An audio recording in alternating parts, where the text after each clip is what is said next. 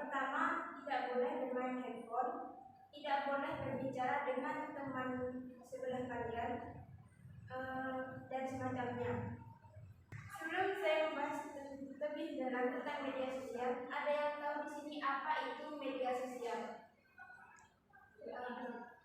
Ya, benar. Betul. Baca buku. Facebook. Gak salah, itu memang bagian dari media sosial. Nah, seperti yang kita ketahui, gak mungkin kan semua orang di dunia ini tuh gak punya medsos. Kalian mesti punya medsos juga kan. Nah, seperti yang kita ketahui bahwa medsos itu sudah menjadi konsumsi wajib bagi sebagian orang. Nah, medsos itu sendiri adalah media online yang dimana para penggunanya itu bisa dengan mudah berpartisipasi dan juga ikut andil di dalamnya. Contoh umum dari medsos itu yang betul yang disebutkan barusan seperti WhatsApp, Facebook, YouTube, dan juga Instagram dan lain sebagainya. Oke, selanjutnya manfaat dari media sosial itu memudahkan kita untuk mendapatkan inspirasi dan juga bisa membuat kita menjadi lebih kreatif lagi. Selain itu, dengan menggunakan media sosial, kita bisa mengetahui apa yang sedang terjadi dan apa yang sedang tren lah istilahnya yang terjadi sekarang ini.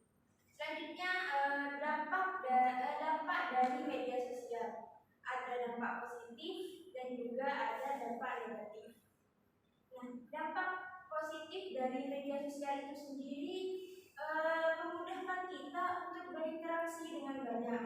Di mana dengan menggunakan media sosial kita itu bisa berinteraksi dengan banyak orang. Selain itu juga memperluas pergaulan kita dan juga bisa berkomunikasi dengan orang kapanpun itu walaupun jaraknya itu jauh.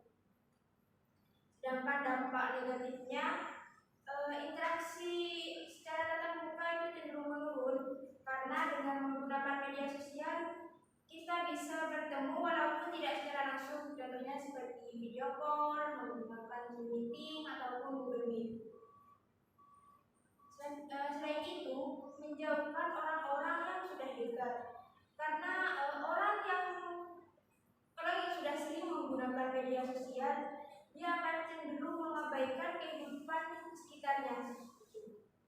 Selanjutnya kita akan membahas tentang cara bijak menggunakan media sosial. Nah, seperti yang kita ketahui saat ini, banyak dari kita ataupun remaja itu seringkali terpengaruh dengan segala hal negatif yang ada ataupun yang bertebaran di media sosial. Selanjutnya kita akan membahas tentang cara bijak menggunakan media sosial. Nah, seperti yang kita ketahui saat ini, banyak dari kita ataupun remaja itu seringkali terpengaruh dengan segala hal negatif yang ada ataupun yang bertebaran di media sosial. Nah, agar tidak terpengaruh oleh tersebut, kita bisa yang pertama itu pastikan kita hanya mengunggah hal-hal yang baik saja. Setiap foto, video maupun tulisan yang akan kita unggah di media sosial, alangkah baiknya itu hanya konten yang bermanfaat untuk diketahui oleh banyak orang. Hal itu bisa berupa informasi yang berkaitan dengan pengetahuan agama, kesehatan, himbauan ataupun hal lainnya. Yang kedua, hindari konten yang memicu perdebatan. Nah, kita harus berusaha untuk tidak ikut mengunggah ataupun menanggapi sebuah unggahan yang dapat memicu perdebatan. Karena hal yang seperti itu tidaklah baik, dan terlebih lagi jika hal yang diperdebatkan itu dapat menimbulkan perselisihan. Dan yang terakhir, kita bisa menghindari sembarangan menyebarkan informasi. Seperti yang kita ketahui saat ini, banyak sekali pertebaran berita-berita hoax. Kita sebagai pengguna medsos jangan mudah menyebarkan informasi yang tidak valid, karena berita palsu yang kita sebarkan itu besar kemungkinan akan membuat orang lain banyak terpengaruh dan mudah percaya, hingga akhirnya dapat menimbulkan kerugian yang lebih besar bagi orang di sekitar kita. Kita lebih baik, alangkah baiknya kita periksa terlebih dahulu judul ataupun isi beritanya dengan seksama, dan juga mencari asal usul sumber informasi itu betul atau tidak. Baik, dari penjelasan ini barusan, apa ada yang ingin ditanyakan? Tadi kan ini menjelaskan bahwasanya penggunaan media sosial ini juga berdampak negatif. Bagaimana cara mengurangi dampak negatif penggunaan media sosial? Oke, baik, terima kasih.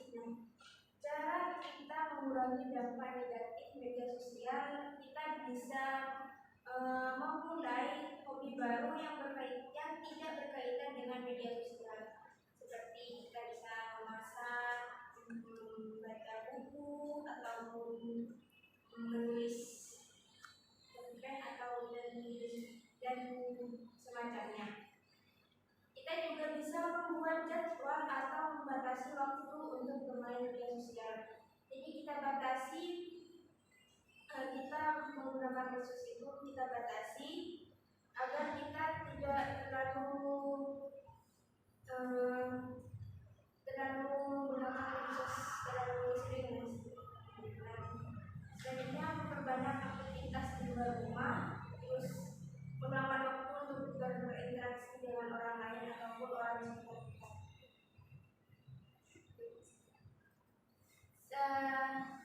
Apa ada lagi? Sudah ada ya, Bu. Nah, dari penjelasan yang sudah saya paparkan barusan, dapat kita simpulkan bahwa medsos itu sebuah media online yang sudah menjadi konsumsi wajib bagi sebagian orang. Dan perlu kita ketahui juga, kita harus bijak dalam menggunakan media sosial, karena segala sesuatu yang kita peroleh ataupun segala sesuatu informasi yang tersebar di media sosial itu cenderung tidak ada privasi, dan siapa saja yang dapat